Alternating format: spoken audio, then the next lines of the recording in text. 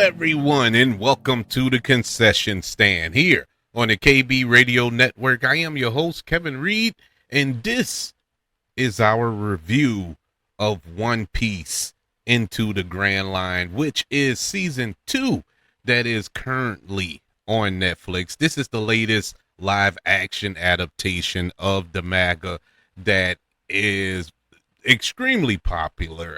I didn't watch the anime before I dove into season 1 a few years ago that debuted on Netflix. But season 1 was so good, I actually started watching it. And I didn't realize that it's 20 seasons to that anime. It's still going on as we speak since 1999. And that is crazy to me. But this live action adaptation, and Netflix has dibble dabbled in manga and or manga and anime live action adaptations over the past, I would say, 10 years. They've been trying to strike gold there. The first thing comes to mind is Cowboy Bebop, which I know I'm being a minority here when I say this, but I didn't dislike Cowboy Bebop. I actually liked that show. I wish it would have kept going on, but I understand those who didn't enjoy it because it wasn't perfect. It kind of, it was uneven. It was an uneven, and this was their first try at that. But for what it was, I did enjoy it. Now, when we came around to One Piece, which debuted in 2023, I believe, I really liked that because that was a faithful adaptation. I believe it as much as I wasn't into the anime, I later went back and started watching it, but it felt like it was a live action anime. It just felt authentic. So when season 2 was getting ready to drop, which took forever, it felt like, what, 2.5 years, almost 3, and for season 2 to come around, I was like, okay, finally, I'm excited. But at the same time, I was skeptical because you know how it goes. When the first season is good, sometimes it dips in quality when we get to the second season. Even films do that too. Like when you get sequels, it's the law of diminishing returns. After the first one would probably be close to a classic or perfection, and it just peters off after that. I'm shocked to really say this out loud. Season 2 of One Piece was better than the first season, and the first season was close to perfection. This was awesome. I loved all 8 episodes of this show. In case you don't know what One Piece is about, this is your first time hearing about it, which is an honor. I'm glad that you checking out the show. But the show follows the adventures of the Straw Hat Pirates as they pursue their individual goals together and seek the One Piece, a legendary treasure found and hidden by the former king of the pirates named Gold Roger. And our lead characters are Monkey D. Luffy or Straw Hat Luffy. You have Nami, you have Zoro, and the list goes on and on. We'll be forever listing all these characters, but we're introduced to a lot more characters in season 2 because now we're traveling literally into the Grand Line, where our group of misfit pirates are faced with new adventures, new dangers, assassins, and still have the Marines on their behind. So it is a lot going on, but with all that going on, we still get a lot of character story. We still get a lot of individual goals for every member of this crew. And I think that's what sets this apart from a lot of shows and a lot of TV. I mean, and in a lot of movies as well, is the fact that they really spend the time to flush out characters, not just our protagonists, not just the straw hat pirates, but even the antagonists, the villains in the show. And it's super unique. You get everybody's motivation, whether it's good or bad. You get everybody's motivation in this show, and that is extremely impressive because there are so many characters in this show. It's not like it's you only have to focus on five individual people and follow their story as they go along. No, you have I think in season 2 you got about 20 new characters that pop up, and all of them got a really good story. All of them are there for good reason. Now, once again, didn't read the manga, didn't watch fully watch the anime show.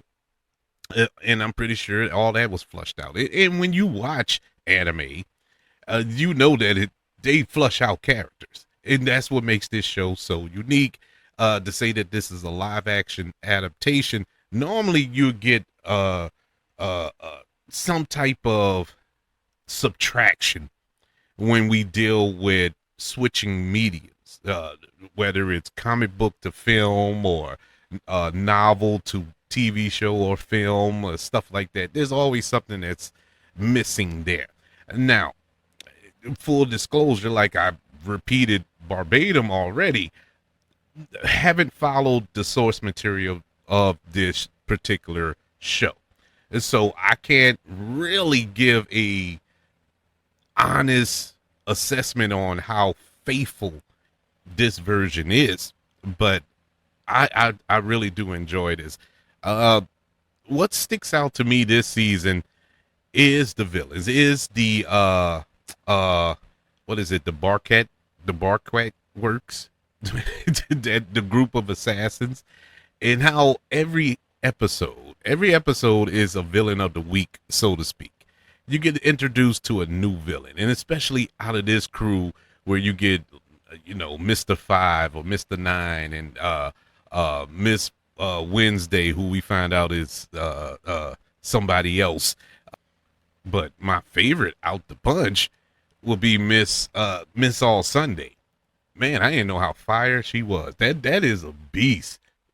She's the one that ate the devil's fruit, and she can duplicate her limbs, but not just on her body. She can duplicate limbs on other people's bodies and all. She is a beast, man. But I think a lot of people were highly anticipating the arrival of Tony Chopper.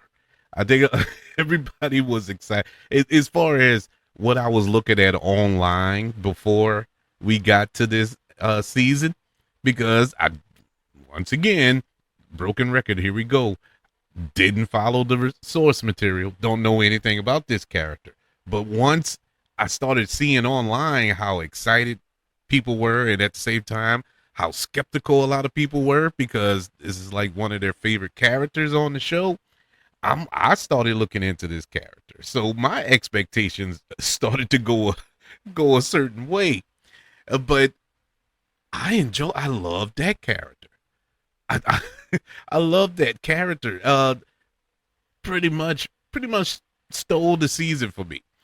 And speaking of that character, which is completely CG, I think it was motion capture for that character. The visual effects in this show is top notch. Netflix did not skim. They did not, you know, try to cut corners when it came to the visual effects. It looks fantastic. Chopper looks fantastic. Those with the abilities and special abilities, like Straw Hat Laffy. I love his scratching ability. Smoker, love his ability. I mentioned Miss All Sunday, loved hers as well. Everybody. Now I will say this, the show almost lost me with the booger flicker. Who was that? That was, oh my god, was it Mr. 8? Or I can't remember which one. It was so many of them. I'm losing track of them. But he got explosive boogers that he flicks. He flicks on people. But I mean, I guess, but I did not expect that. Which is weird because with a show like this, you must expect the unexpected. Because you never know what will pop up and who can do what and all sorts of evilness. But Zorro, he stood out to me as well this season. I love the fight choreography with him, with that unorthodox three sword style that he has, and those three just over the top swords. Just those swords look like they're about 7 feet long.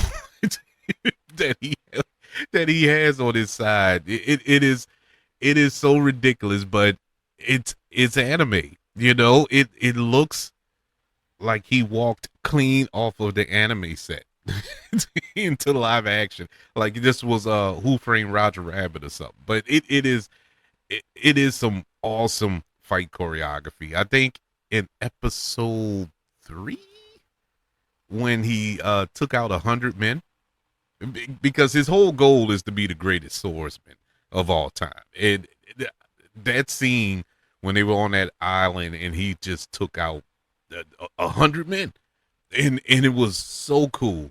It was so cool. I really enjoyed that. Uh, Negatives, I really don't have any. Honestly, I don't have any negatives to this season.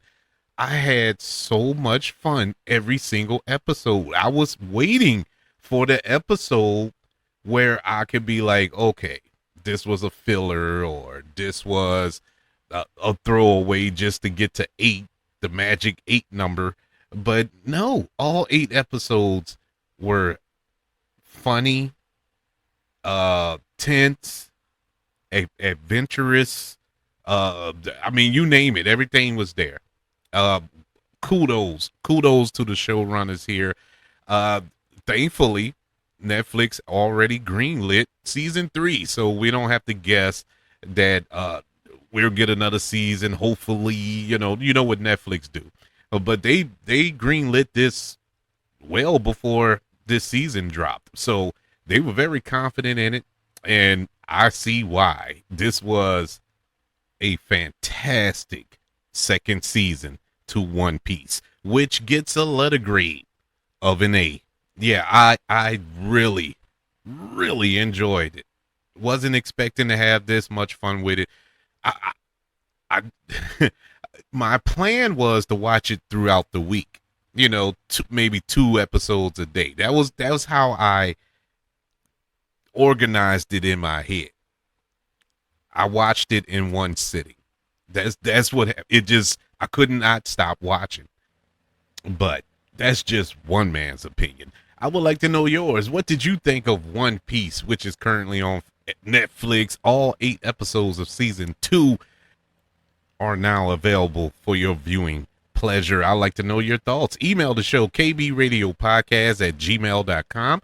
You can also search for the show on all social media platforms. Just search for the KB Radio Network. Also, don't forget about YouTube. Subscribe to the KB Radio Network channel and like this video if you don't mind. Don't forget about the 5 stars, the reviews, and sharing of this show if you're listening on Apple Podcasts, Spotify, iHeartRadio, wherever you are currently listening to the concession stand here on the KB Radio Network. Everybody, thank you for joining me for this review of Netflix One Piece Season 2 Into the Grand Line. I want you all to know that I love you. Continue to love everyone. And until we speak again, you all be blessed.